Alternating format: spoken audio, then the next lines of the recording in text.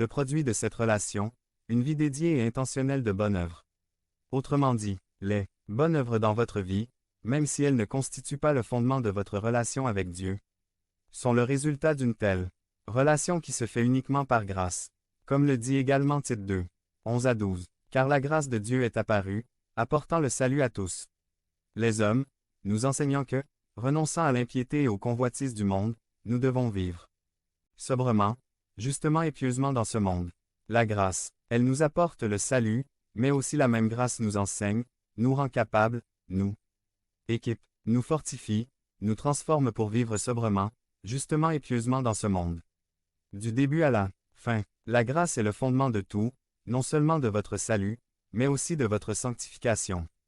Parce que la grâce est le seul fondement de votre relation croissante et éternelle avec Dieu.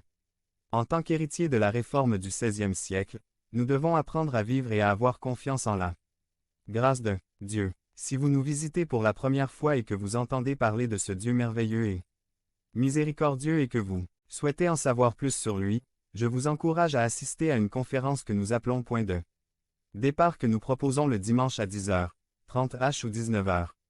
Mon Dieu, c'est différent de ce que tu avais imaginé. C'est un Dieu de bonnes nouvelles et qui vous a créé pour avoir une relation réelle et dynamique avec lui. Si vous êtes déjà dans une relation croissante avec Christ, il y a plusieurs applications pour nous. Croyez que Dieu vous a aimé, vous aime et vous aimera en Christ pour toujours. Tu es son Fils, justifié et adopté par la grâce. C'est votre nouvelle identité. Vivez reconnaissant envers Dieu pour sa grâce envers vous. Que vos efforts pour plaire à Dieu et obéir à sa parole soient toujours motivés par la gratitude dans votre cœur. Vivez la vie chrétienne obéissante en réponse au grand amour que vous avez reçu de Dieu. Protégez votre cœur de l'orgueil personnel ou de la vaine gloire. Vous n'êtes pas meilleur que les autres. Ce qui fait la différence dans votre vie, c'est la grâce que Dieu vous accorde.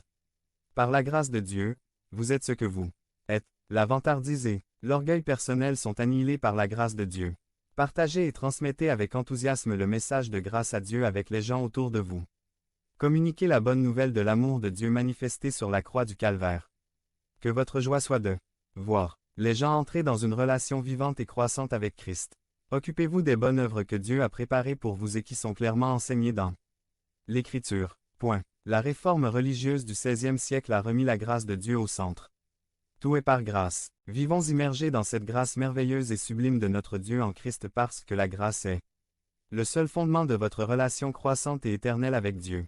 Devenez membre de la chaîne et AIDEZNOUS à propager la parole de Dieu dans le monde entier. Samedi 16 mars 2024.